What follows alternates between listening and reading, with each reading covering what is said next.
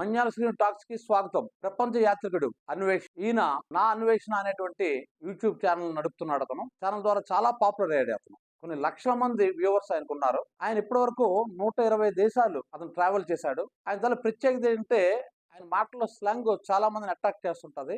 అంతేకాకుండా ఆయన కొన్ని డ్రమటిక్ గా కూడా కొన్ని కార్యక్రమాలు చేస్తుంటాడు అంటే ఆ యూట్యూబ్ లో. అందుకే ఆయనకు చాలా మంది ఫ్యాన్స్ ఉన్నారు. బాగా ఫ్యాన్ ఫాలోయింగ్ ఉంది. ఎంతకంటే కొన్ని లక్షల మంది ఆయన తాలూకా ఫ్యాన్ ఫాలోయింగ్.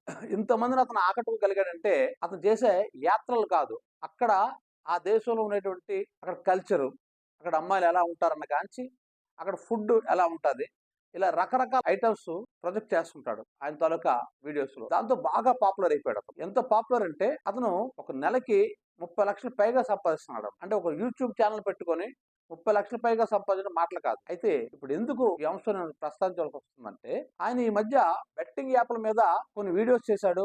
చాలా మంది మీద ఆరోపణలు చేశాడు. ఈవెన్ సినిమా యాక్టర్ ఆలీ మీద కూడా చేశాడు అతను. దానికి కారణం ఏంటంటే బేసు సజ్జనారు ఈ బెట్టింగ్ యాప్లు నడుపుతున్న వాళ్ళ మీద, దానికి యాడ్స్ ఇస్తున్న వాళ్ళ మీద కేసులు పెడుతున్నాను అన్నాడు. అన్వేష్ అక్కడ నుంచి వీడియోలు చేయడం మొదలు పెట్టాడు. అయితే అంతవరకు బాగానే ఉంది. కానీ ఇప్పుడు తెలంగాణ పోలీసు వాళ్ళు సుమోటోగా ఒక కేసు రిజిస్టర్ చేశారు ఆయన మీద. అంటే ఇక్కడ రెండు కథనాలు ఉన్నాయి.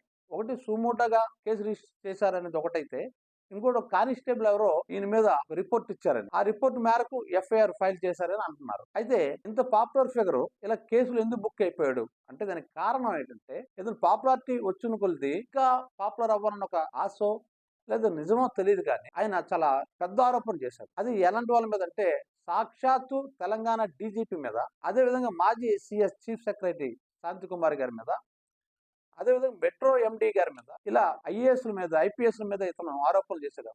ఏంటి ఆరోపణలు అంటే ఈ బెట్టింగ్ యాప్లకి వీళ్ళు సపోర్ట్ ఇస్తున్నట్టు, దాదాపుగా 300 కోట్ల రూపాయలు వీళ్ళు లంచాలు తీసుకున్నట్టు, ఇలా రకరకాల ఆరోపణలు చేశారు. ఈ ఆరోపణతో ఒక్కసారి తెలంగాణ గవర్నమెంట్ ఉలిక్కిపడింది. ఎందుకంటే ఒక ఐఏఎస్ మీద, ముఖ్యంగా ఒక డీజీపీ మీద, మాజీ సిఎస్ మీద ఆరోపణలు చేయడం మాటలు కాదు, అది డైరెక్ట్ గా రేవంత్ రెడ్డిని టార్గెట్ చేసినట్టు అవుతుంది. కాబట్టి రేవంత్ రెడ్డి దీని మీద చాలా ఇబ్బంది పడ్డాడని, కేసు బుక్ చేయాలని అన్నాడని వార్తలు వస్తున్నాయి. అయితే ఈయన ఇప్పుడు విదేశాల్లో ఉన్నాడని తెలుస్తుంది.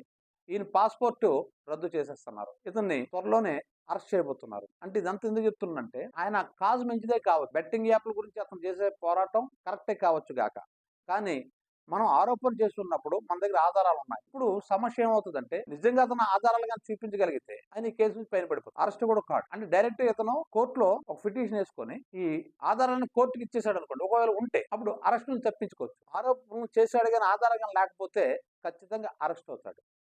అందుకే యూట్యూబర్ చాలా జాగ్రత్తగా మాట్లాడాలి. తొందరపడి ఏది అది మాట్లాడితే రేపు ఇలాంటి ప్రాబ్లమ్స్ ఫేస్ చేయాల్సి వస్తుంది. అంటే పాపులారిటీ వస్తున్న కొలిది ఇంకా పాపులారిటీ కోసం ప్రాకులాడే ప్రక్రియలోగా నేను అంటే కానీ చేసామని దొరికిపోతుంది. అలా కాకుండా నిజంగా ఆయన దగ్గర ఆధారాలు ఉండి కానీ చేస్తే వచ్చే నష్టం ఉండదు, సరికదా, అతను హీరో అవుతాడు కూడా. ఈ వీడియో మీకు నచ్చినట్లయితే మన్యాల శ్రీను టాక్స్ కి లైక్ చేయండి, షేర్ చేయండి, సబ్స్క్రైబ్ చేయండి.